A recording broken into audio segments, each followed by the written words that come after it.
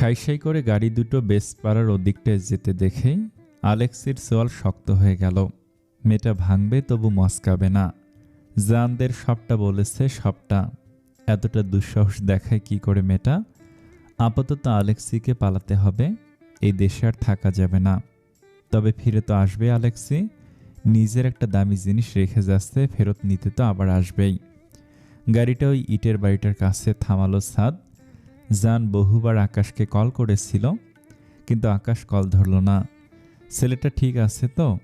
নায়রা জানের কাঁধে মাথা রেখে বিধ্বস্ত অবস্থায় বসেছিল। জান নায়রার গালে হাত দিয়ে বলে, ভয় করছে? নিজের জন্য আর ভয় করছে না।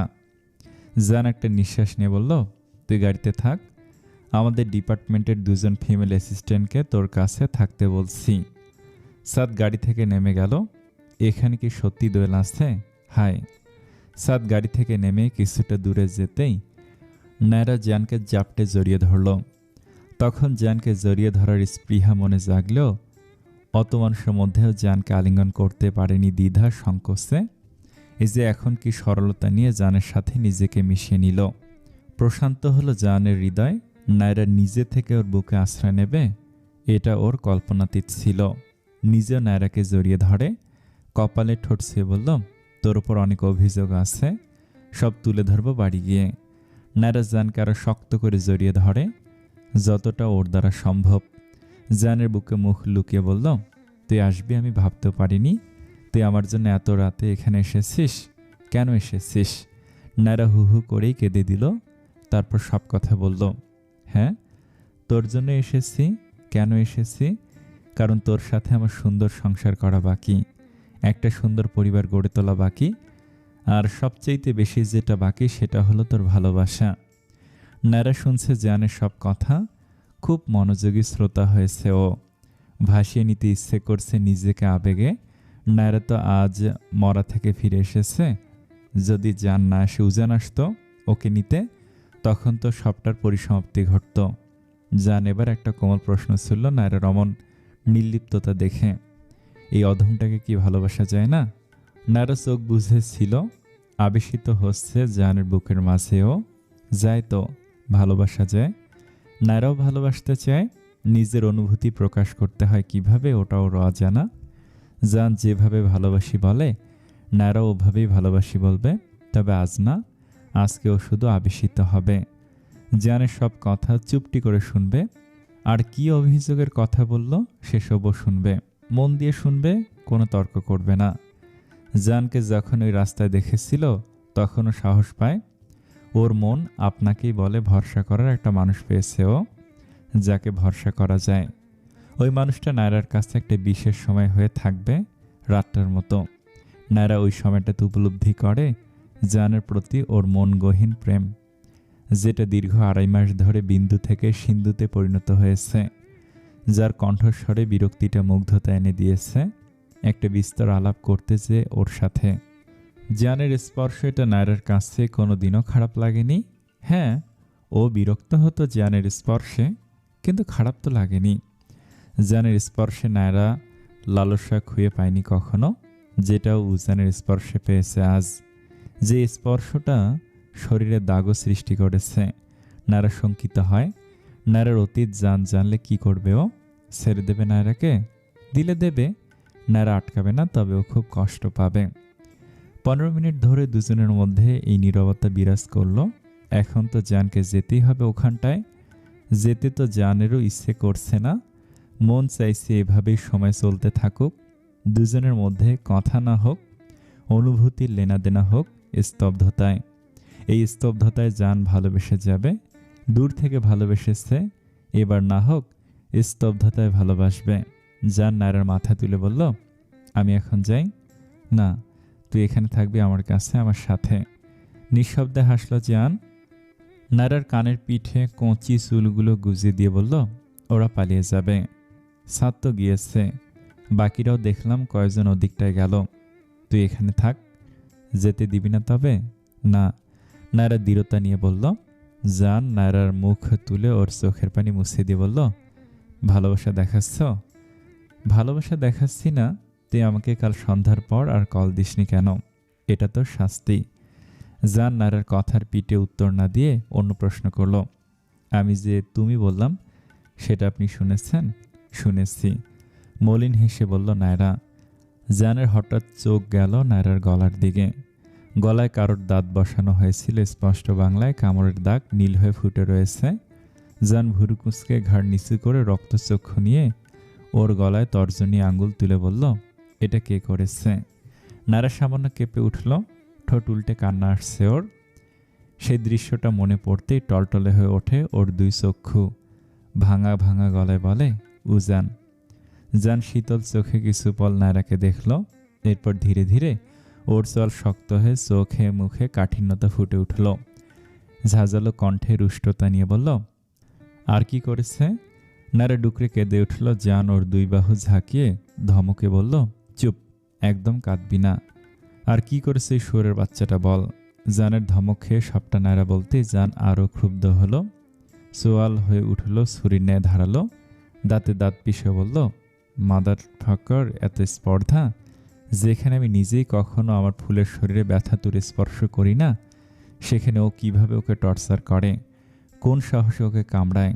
কুত্তার বাচ্চা, তোকে পেলে আমি কোপাবো। নায়রাকে আবারও ধমকে বলল, এই তুই এক্ষুনি বাড়ি যাবি, তোকে আমি বাড়ি পাঠানোর ব্যবস্থা করছি, এখানের এক মুহূর্ত না। নায়রা কাঁচুমাচু হয়ে মিনমিনে স্বরে বলল, আমি তোর সাথে বাড়ি যাব। না না না না, আমি যা বলবো তোকে তাই শুনতে হবে।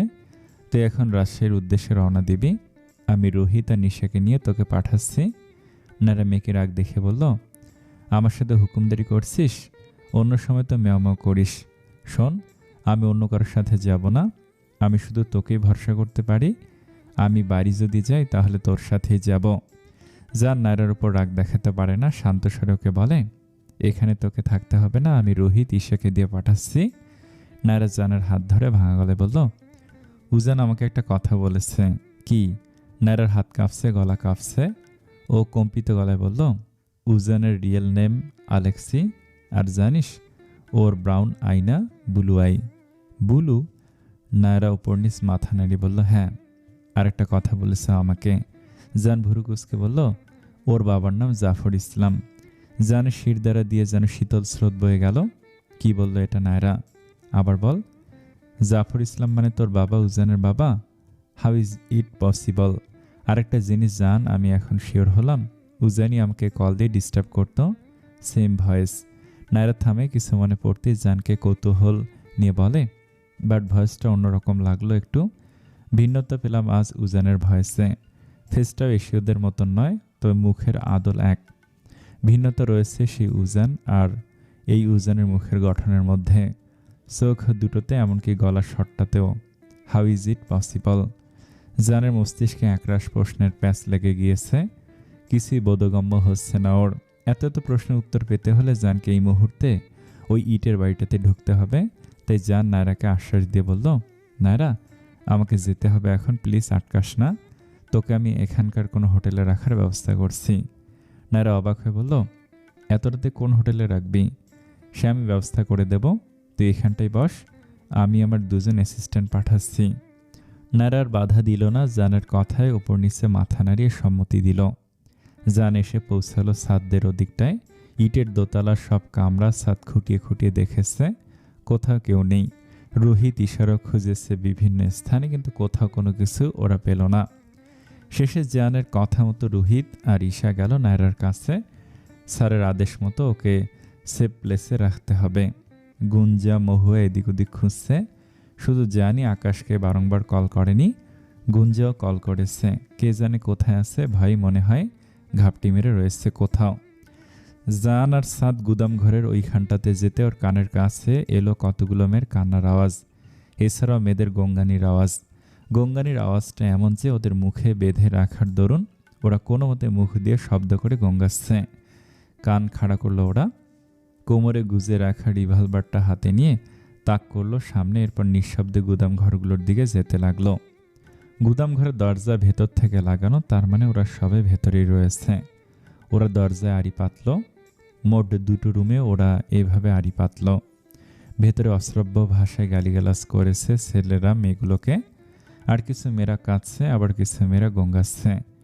জান মোবাইল হাতে নিয়ে পুলিশ ইন্সপেক্টরকে বলল রেডি থাকতে পুলিশ ফোর্স নিয়ে মহু আর গুঞ্জা যে দরজার সামনে ছিল সেটাতে তালাবদ্ধ করা বাইরে থেকে। ওরা দুজন আশেপাশে অনেক খোঁজার পর একটা ইট পেল ছোট সাইজের, সেটা দিয়ে তালাতে পরপর 4টে আঘাত করতেই তালাটি ভেঙে গেল। এই রুমটাতে ঢুকতে ওরা দুজন দেখলো অনেকগুলো মেয়েকে হাত পা মুখ চোখ বেঁধে রেখে ফেলা। গুঞ্জা মহুয়া মেয়েগুলোকে বন্ধন মুক্ত করে বাইরে নিয়ে এলো। পুলিশরা সবাই জায়গাটা ঘেরাও করেছে যেন ওরা কেউ পালাতে না পারে। জান, সাদ আর মহুয়া গুঞ্জা বাইরে থেকে দরজা ধাক্কাচ্ছে, এত প্রবলভাবে ধাক্কাচ্ছে যে ওরা দরজা ভেঙেই ফেলবে। এমন করে বেশ কয়েকবার ধাক্কা দেওয়ার পর জান একটা গুদাম ঘরের দরজা ভাঙল। ভেতরে অন্ধকার, আর জান দরজা ভাঙতে আরও শব্দ করে কাঁদতে থাকলো মেয়েগুলো। সবকটা মেয়ের মুখ বাঁধা। জানের সাথে ঢুকলো সাদ আর কয়েকটা পুলিশ। ঘুটঘুটে অন্ধকার ঘরে একটা পুলিশ লাইট জ্বালিয়ে দিল এবং লাইট জ্বালাতে দেখলো রুমটাতে প্রায় 15টা মেয়ের হাত পা মুখ বেঁধে রাখা। ঘরের আরেক কোণে 4টা ছেলে অর্ধ উলঙ্গ হয়ে রয়েছে। 2টো মেয়ের মৃতদেহ পড়ে আছে ঘরে। তৃতীয় মেয়েটার দুর্বল জীর্ণশীর্ণ আধমরা শরীর মেঝেতে শায়িত অবস্থায় রয়েছে। মেয়েটা ফুপিয়ে কাঁদছে। ছেলে 5টা পালানোর পায়তারা করছে। ওদের মধ্যে একজন শাহিন। যে করেই হোক এখন পালাতে হবে। ওদের কাছে আত্মরক্ষার জন্য কোনো অস্ত্র নেই। এখন পালানোটা বেশ মুশকিল।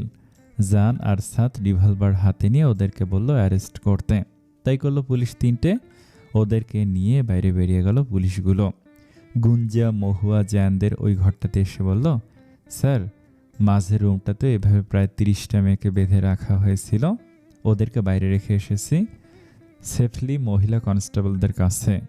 জান গম্ভীর হয়ে বলল, একটা কাজ করো, ওদিকটায় 2টো মেয়ের বস্ত্রহীন ডেড বডি রয়েছে, ওগুলোকে কভার করো। আর একটা মেয়েকে দেখো আধমরা করে ফেলে রেখেছে, ওনাকে হেল্প করো। সাদ বলল, আমি এই হাত মুখ বাঁধা মেয়েগুলোকে হেল্প করছি, তুই শেষের গুদাম ঘরটায় যা। সাদ মেয়েগুলোর হাতের বন্ধন খোলার জন্য এগোতেই দেখলো একটা মেয়ে দোয়েলকে। হ্যাঁ, সাদ দোয়েলকেই চোখ বুলিয়ে মেয়েগুলোর মধ্যে খুঁজছিল। দোয়েল এতক্ষণ ভীতু হরিণীর ন্যায় ওর দিকে তাকিয়েছিল। সাদ কোনোরূপ বাক্য ব্যয় না করে প্রথমে দোয়েলের হাতের বাঁধন খুলে দিল।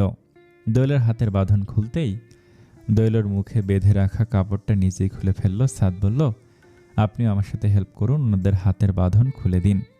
দোয়েল চুপচাপ সাদের সাথে তাই করতে লাগলো। জান শেষ গুদাম ঘরটার কাছে এসে দরজা ক্রমশ ধাক্কা দিতে থাকলো। উচ্চ শব্দে বলতে শুরু করলো, দরজা খোল, ভেতরে কে আছিস রাস্কেল। জান ক্রমশ দরজায় লাথি দিচ্ছে।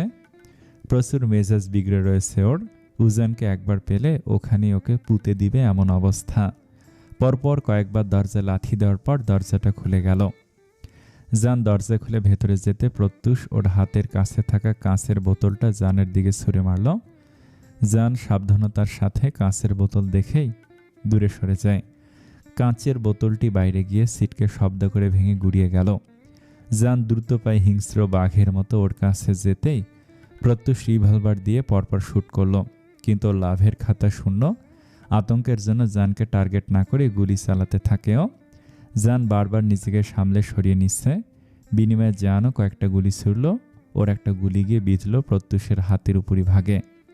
এক পর্যায়ে প্রত্যুষের বন্দুকের বুলেট ফুরিয়ে যেতেই ও জানের কাছে হার মানতে বাধ্য হলো। এমনিতেও গায়ে আর শক্তি নেই। বাম হাতে বুলেট লেগেছে, এক্ষুনি একটা ব্যবস্থা না নিলেই নয়। জান চল শক্ত করে কয়েকটি অশ্রাব্য ভাষায় প্রত্যেককে গালি দিয়ে ওর শার্টের পেছনের কলার ধরে টানতে টানতে ওকে নিয়ে বাইরে আসলো। প্রত্যুষ বলল, আমাকে ধরে কী লাভ? তোকে ধরে লাভ আছে? বল তোদের মাস্টার মাইন্ডকে। আমি সব বলবো, কিন্তু আমাকে ছেড়ে দিতে হবে। জান ওর বন্দুকের পশ্চাৎ পাশ দিয়ে প্রত্যুষের ঘাড়ে আঘাত করে বলল, সুরের বাচ্চা, সোরের মায়ের বড় গলা, তাই না? ভোর এখন 6টা বাজে। জান যশোরের নিকটস্থ এক হাসপাতালে প্রত্যুষের ট্রিটমেন্টের ব্যবস্থা করেছে। হাতে গুলি বিঁধেছে প্রত্যুষের। এত সহজে ওকে মরতে দেওয়া যাবে না, যেভাবেই হোক সবটা জানতেই হবে। উজানকে তন্ন তন্ন করে খুঁজেও পায়নি ওরা। শেয়ানা লোকটা কিছু আঁচ করতে পেরেই পালিয়েছে। বাকি মেয়েগুলোকে যার যার বাড়ি পাঠানো হলো, তবে তার আগে ওদের জিজ্ঞাসাবাদ করা হবে। সাদ মেয়েগুলোর থেকে সবটা শুনবে, আর বাকি সেই 4টা ছেলেগুলো আপাতত পুলিশের হেফাজতে। সবগুলো মেয়ের থেকে সাদ জিজ্ঞাসাবাদ করে জানতে পারল মেয়েগুলোকে মেলা থেকে তোলা হয়েছে। এদের বয়ফ্রেন্ডরা মিট করার নাম করে মেলাতে নিয়ে এসে কিডন্যাপ করেছে। এছাড়াও মেয়েগুলোকে কিডন্যাপ করার মূল কারণ হলো দেশের বাইরে মোটা অঙ্কের টাকায় বিক্রি করা। যে যাই হোক, ওদের দলের আরও অনেক ছেলে রয়েছে যারা ওইখানে ছিল না।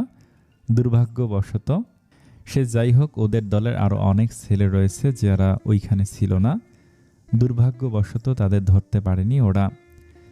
জায়ানরা অনেকক্ষণ ধরে আকাশকে খুঁজেছে কিন্তু পেল না। শেষমেশ ওরা খুঁজতে খুঁজতে জায়ান লাশ পেল একটা ডোবার ধারে। ছেলেটা একটু ভীতু প্রকৃতির ছিল, সেজন্যই বোধহয় উজান পারল ছেলেটাকে এভাবে মারতে। আকাশের গলায় ছুরির দাগ রয়েছে। ছুরির টান অনুযায়ী ওর গলা বেয়ে অঝরে রক্ত পড়ে মাটি ভিজে আছে। এখানে শুধু আকাশের রক্তে মাখা শরীর মাটিতে লুটিয়ে আছে। মরেছে ঠিকই, তবে দু চোখের পাতা খোলা। জান আকাশের সায়রে বসে আকাশের দু চোখের পাতা বুঝিয়ে দিল এবং সেই সাথে জানের চোখ দিয়ে গড়িয়ে পড়ল অশ্রু। গুঞ্জা নড়ছেও না, কথা বলছে না। অনিমেষ আকাশের ওই মায়াভরা মুখটার দিকে তাকিয়ে আছে।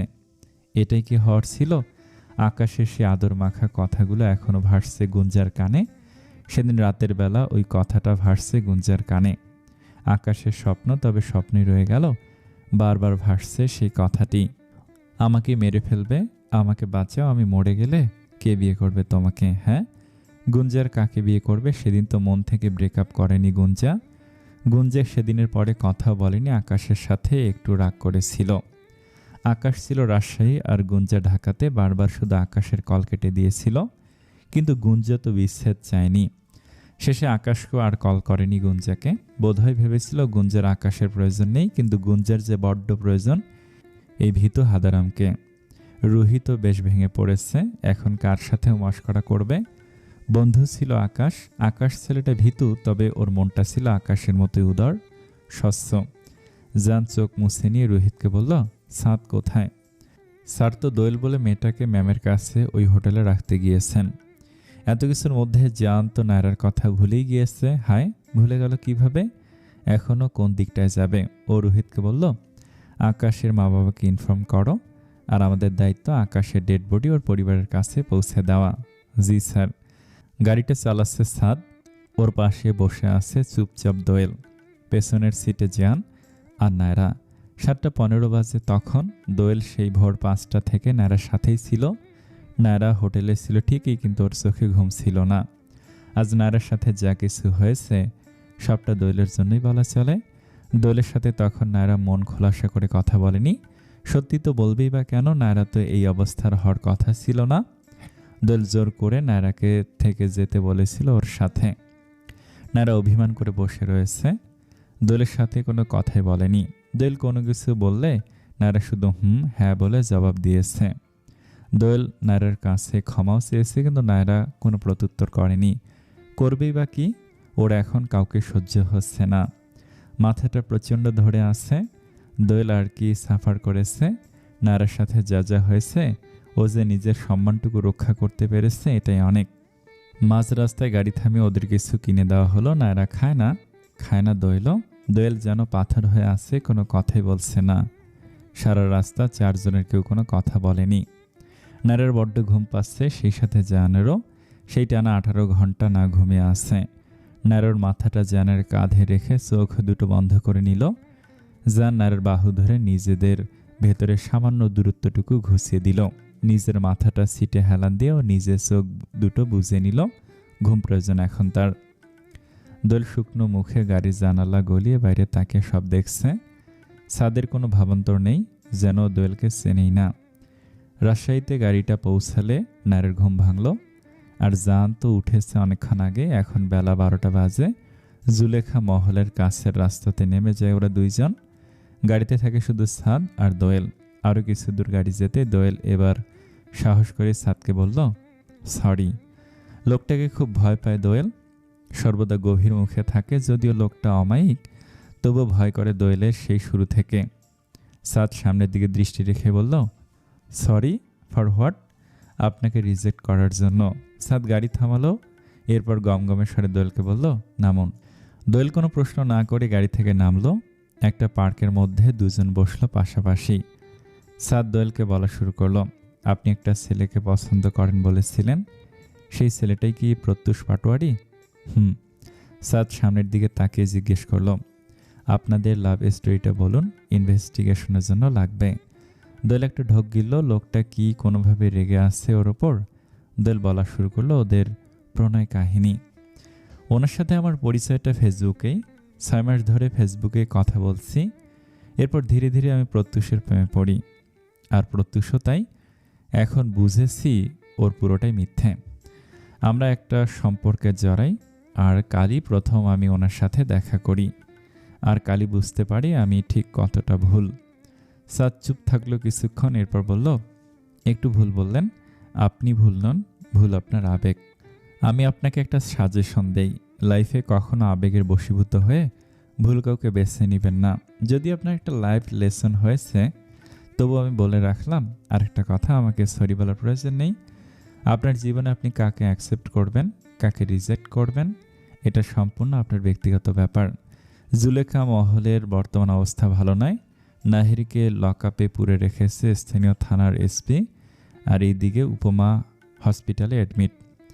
বাচ্চা নষ্ট হয়ে গিয়েছে, কারোরই মাথা ঠিক নেই এবারের। নাহিরকে লকআপ থেকে ছাড়ানোর চেষ্টা করছে জাহিদ সাহেব। উপমার সাথে হাসপাতালে রয়েছে জাইন, মরিয়ম বেগম আর জেসমিন বেগম। জাফর ইসলাম, জুলেখা বেগম আর শাহিদা বানু বাড়িতে রয়েছে। ওরা বাড়িতে কলিং বেল বাজাতে রাবেয়া হাঁক ছাড়ল, ও বড় ভাবি ও দাদি নারা আপায় আইছে। বাড়িতে অবস্থানরত 3 জন লোক নিচে নেমে আসলো। শাহিদা বানু তো কাল সারা রাত প্রলাপেই বকে গিয়েছেন। জুলেখা বেগমও বেশ অস্থির, শরীর আর চলেই না, তার উপর ওনার সাজানো সংসারের এই অবস্থা। শাহিদা বানু নায়রাকে জড়িয়ে ধরে বললেন, কোথায় ছিলি সারা রাত? এই তোর ফোন অফ দেখাচ্ছে কেন? বল, উত্তর দে। ছাড়ুন তো, আমার একদম ভালো লাগছে না, আমাকে ঘরে যেতে দিন। শাহিদা বানু এবার প্রচুর রেগে গেলেন। একে তো সারা রাত বাইরে ছিল, এখন উল্টো মেজাজ দেখাচ্ছে। উনি নায়রার গালে একটা চড় বসিয়ে দিয়ে বললেন, মানুষ মনে হয় না আমাদের? বাড়ির কি অবস্থা কিছুর খবর রাখিস? লজ্জা উচিত তোর। এই থাপ্পড়ের ব্যথা অনুভব করতে পারে না নায়রা, ও কিছুই অনুভব করতে পারছে না। ও ভাবলেশীন, কোনো ভাবান্তর নেই। শাহিদা বানুর এবার চোখ গেল জানের দিকে। তিনি চোখ শক্ত করে জানকে বললেন, হতচ্ছারিকে কোথায় পেয়েছিস তুই? জান বুকে হাত বেঁধে বলে, আমার সাথে ছিল। জানের এই কথাটা বলতে দেরি, কিন্তু নায়রার গালে আর একটা থাপ্পড় পড়তে সময় নিল না।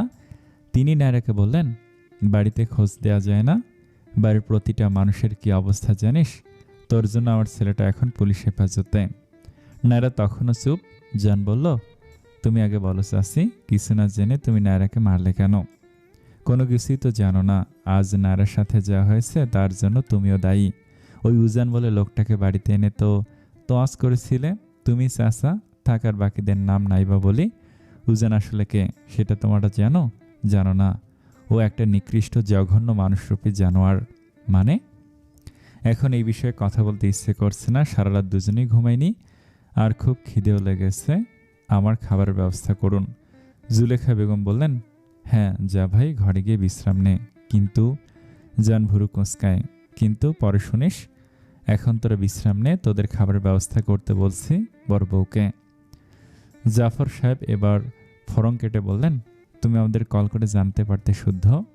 নায়রাকে উপরে যেতে বলে জান, ওর বাবার দিকে ফিরে দাঁতের সাথে দাঁত পিষে বলল, কি জানাতে পারতাম? এই যে তোমার সাথে নায়রা ছিল এই কথাটা। জান শীতল কণ্ঠে বলল, প্রয়োজন বোধ করিনি। নায়রা ওয়াশরুমে শাওয়ার অন করে তার নিচে দাঁড়িয়ে পড়ল, গলা ফাটিয়ে চিৎকার করে কাঁদতে শুরু করে। এই লোকটা নায়রার শরীর ছুঁয়েছে, গভীরভাবে স্পর্শ করেছে নায়রাকে, ঠোঁট ছুঁয়েছে ওর শরীরে, সাবান দিয়ে গলা হাত ঘষতে থাকেও। অনেকক্ষণ ধরে এরকমটা করায় গলার চামড়া ছিলে গিয়েছে, তবুও নায়রা থামে না। প্রায় 1 ঘন্টা পর নায়রা ওয়াশরুম থেকে বের হলো। আয়ান সামনে দাঁড়িয়ে গলা মুখ দেখতে থাকে। গলা লাল হয়ে আছে, চামড়া উঠেছে, ভেজা চুলগুলো মুছে নেয়ও। জান ব্যালকনিতে ছিল, নায়রাকে দেখে রুমে চলে আসলো। এবার ওরও গোসল করতে হবে। নায়রাকে বলল, খেয়ে নিস। ফিরে দেখলো নায়রা, জানও দেখলো নায়রাকে। মেয়েটার গোলগাল মুখটা শুকিয়ে গিয়েছে, ফ্যাকাশে হয়ে আছে। জানের আবারও চোখ গেল ওর গলায়। কি করেছিস তুই? পরিষ্কার করেছি। ইসরে, এভাবে কেউ নিজেকে কষ্ট দেয়? নায়রা চুলগুলো মুছে দিয়ে বলে, তুই আমাকে ছেড়ে দিবি? জান ওর হাত ধরে নিজের দিকে ফিরিয়ে নিয়ে বলল, ছেড়ে দেবো কেন?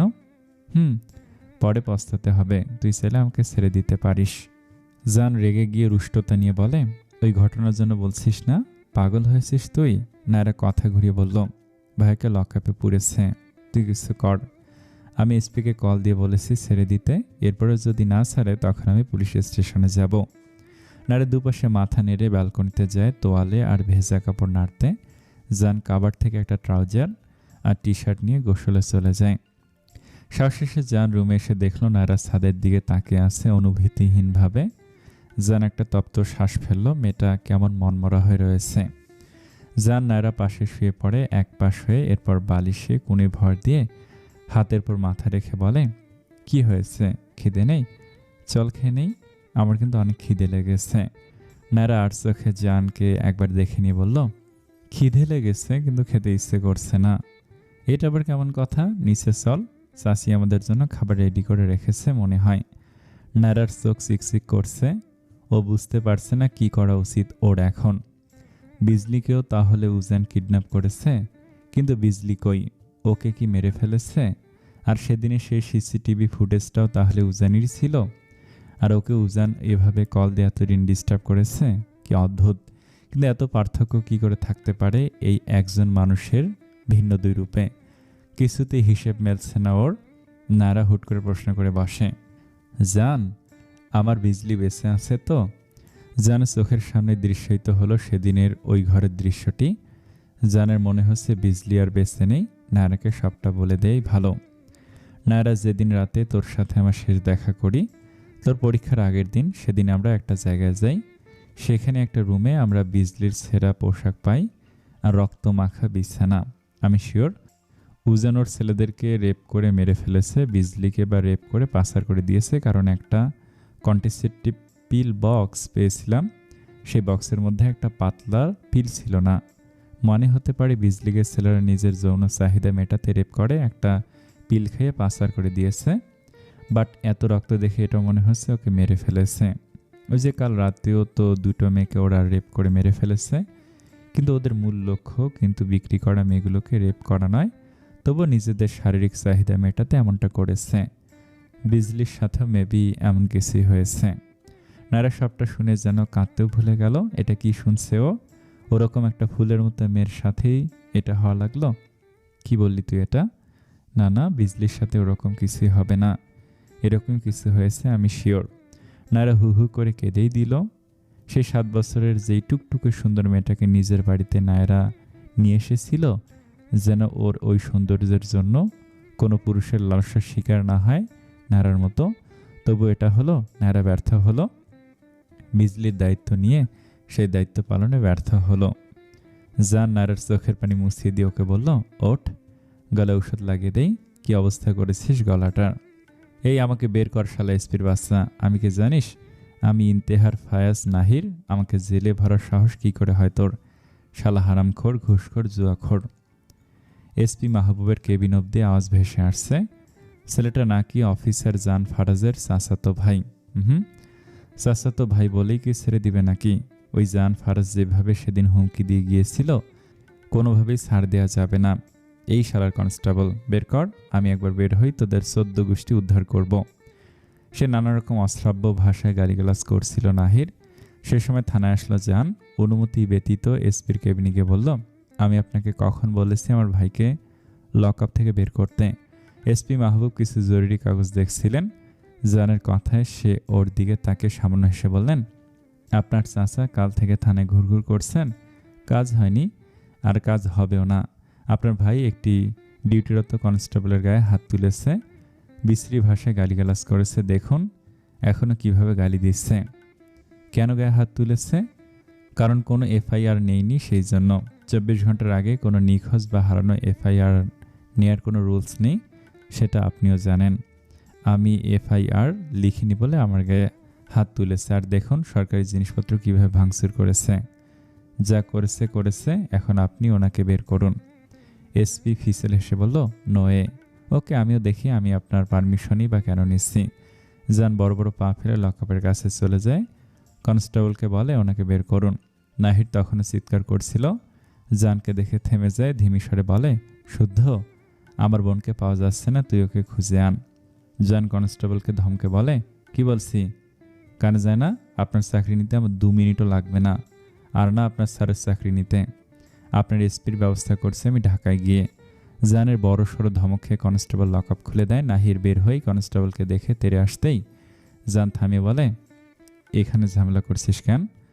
আবার কিন্তু লকআপে পুড়ে দেবে। নাহির হন্তদন্ত হয়ে বলে, ঘুষখোরগুলো আমার এফআইআর আর নেয়নি, শালা হারামখোর। আচ্ছা হয়েছে, বাড়ি চল। না না, আমার বোনকে পাওয়া যাচ্ছে না, আর আমি এখন বাড়ি যাব? হ্যাঁ বাড়ি যাবি। চাচাকেও বাড়ি পাঠিয়েছি, থানায় এসে বাড়ি গিয়ে একটু রেস্ট নে।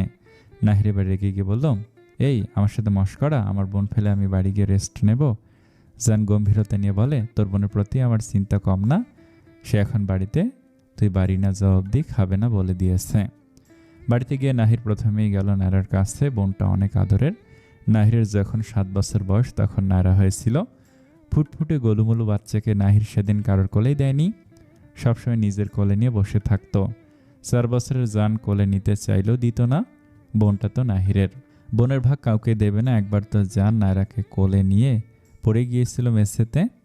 যদিও নায়রার ব্যথা পায়নি, সেদিন কিন্তু জান প্রচণ্ড ব্যথা পেয়েছিল। নিচে আঘাত পেলেও ছোট নায়রাকে আঘাত পেতে দেয়নি। নাহির ছোটবেলা থেকে বোনের প্রতি বেশ পজিটিভ। জানকে তো সেদিন মারতেই যাচ্ছিল, কিন্তু শাহিদা বানু বাধা দেওয়ায় নাহিরের সেদিন ইচ্ছা অপূর্ণ রয়ে যায়। এরপর ধীরে ধীরে নায়রা যখন বড় হচ্ছিল, বেশিরভাগ সময় নাহিরের কাছেই থাকতো। জাইন নায়রার ধারের কাছে খুব একটা না আসলেও জান মাঝে মধ্যেই নায়রার সাথে খেলতে আসতো, যা নাহিরকে হিংসায় জ্বালিয়ে দিত সর্বদা। বোনটা তো নাহিরের, ওর নিজের মায়ের পেটের বোন। ও তো জানের চাচাতো বোন, তাহলে অধিকার তো নাহিরের বেশি। 7 বছর অবধি নায়রা প্রাণস্থল থাকলেও এরপরে নায়রা হয়ে ওঠে খিটখিটে জেদি। নায়রা এরূপ পরিবর্তনের কারণ নাহিরের অজানা। যে নায়রা ভাইয়া বলতে পাগল ছিল, সেও ভাইয়ের সাথে দূরত্ব বাড়িয়ে দিল। আর যত বড় হচ্ছিল ওর জেদ, ততই চক্রবৃদ্ধি হারে বাড়ছিল। যদিও তরুণী হওয়ার পর নায়রা নাহিরের সাথে যতটা মুক্ত মনা, বাড়ির অন্য সদস্যদের সাথে তার কিঞ্চিত পরিমাণও নয়। নাহির ওর বিধ্বস্ত শরীর নিয়ে নায়রার পাশে বসলো, বোনের মাথায় হাত বুলিয়ে দিয়ে বলে, ঠিক আছিস? নায়রা বেচার মুখে উল্টো জিজ্ঞেস করলাম, তুই ঠিক আছিস? আর ঠিক, আমি জানের থেকে সবটা শুনেছি। উজানকে একবার পাই খুন করে ছাড়ব। নায়রা ভাইয়াকে জড়িয়ে ধরে ফুপিয়ে কেঁদে উঠল। এবার জানিস ভাইয়া, ওই লোকটা অনেক হিংস্র, ও নারী পাচার চক্রের সাথে জড়িত। নাহির হাত মুষ্টিবদ্ধ করে নিল। জান সে সময় ঘরে এসে 2 ভাই বোনকে তাড়া দিয়ে বলল, কি তোদের কি খিদে নেই? দেখ ভাইয়া, তুই না খেলে নায়রা খাবে না, আর নায়রাকে রেখে আমি একা খেতে পারবো না। তাই চল, খাওয়া দাওয়া শেষে 2 ভাই বোন যত পারিস দুঃখ বিলাস করিস। আমি আজ বিকেলে ঢাকা যাব। নায়রা জানের দিকে ভুরু কুঁচকে তাকে বলল, আজকেই? কবে আসবি আবার? কাল পরশু, চিন্তা করিস না, আমি আবার আসবো তোকে নিতে, এবং তোকে নিয়ে আমি চলে যাব। তোর আর কোনো বারণ শুনব না। নাহির গম্ভীর মুখে জানকে দেখে বলে, এত শখ? শখ থাকবে না? বউ আমার, আমি যেখানে থাকবো আমার বউ সেখানে থাকবে। আর নায়রার কোনো আপত্তি আছে বলে আমার মনে হয় না। এরপর নায়রার দিকে তাকিয়ে বলল, কিরে নায়রা, তোর কোনো আপত্তি আছে আমার সাথে যেতে? নাহির জান দুজনে নায়রার মুখের দিকে তাকিয়ে আছে, শুধু একটা উত্তরের অপেক্ষায়। নায়রা একবার নাহিরের দিকে তাকিয়ে আবার জানের দিকে তাকিয়ে মাথা নিয়ে নিল। স্পষ্টতা নিয়ে বলে দিল ওর মনের উত্তরটা, আমি সংসারটা করতে চাই। নায়রা আর দাঁড়ায় না, ঘর ত্যাগ করে। নাহির উঠে দাঁড়ায়, গম্ভীরভাবে জানের দিকে তাকিয়ে বলল, আমার বোনের ব্রেন ওয়াশ করিয়েছিস ভালোই। জান বুকে হাত বেঁধে শটান হয়ে দাঁড়িয়ে বলে, তোর বোন কোনো বাচ্চা না যে ব্রেন ওয়াশ করতে যাব। নাহির সোজা কথা বলে, আমার বোনকে কতটুকু ভালো রাখতে পারবি সেটা তোর এক্সপেকটেশনের বাইরে। ছোটবেলায় আমার 1 বছরের বোনকে তুই প্রায় ফেলে দিয়েছিলি ওজন বইতে না পেরে, মনে আছে? জান স্মিত হেসে বলে, সেই কোন আমলের কাহিনী তুই আমাকে এখনো ভুলতে দিয়েছিস? সারা জীবন তুই এক স্লোগানই গাইলি আমার কানে। যাক, দীর্ঘ 11 বছর পর তোর এই স্লোগানটা আবার শুনলাম, ভালো লাগলো। তবে একটা কথা জানিস, ওই সময় আমি নিজেই ছোট ছিলাম, তাই ওই ঘটনাটা আমার মনে নেই। তবে আমি এটা শিওর, ওকে আমি তাল হারিয়ে যখন সেদিন ফেলে দেইনি, নিজে ব্যথা পেয়ে আগলে রেখেছিলাম। ভবিষ্যতে ওকে ঠিক সেভাবেই আগলে রাখবো। নাহির সরু চোখে জানকে দেখে নিল, ওর সব আবদার পূরণ করতে পারবি? জান এবার বেশ সিরিয়াস হয়ে বলল, ওর আবদার তো সীমিত, একটু ভালো থাকা, একটু ভালোবাসা, একটু যত্ন, একটু শান্তি। নাহির শেষবারের মতো বলল, আমার বোন যেন সুখে থাকে, আর তুইও সুখে থাকিস আমার বোনকে নিয়ে।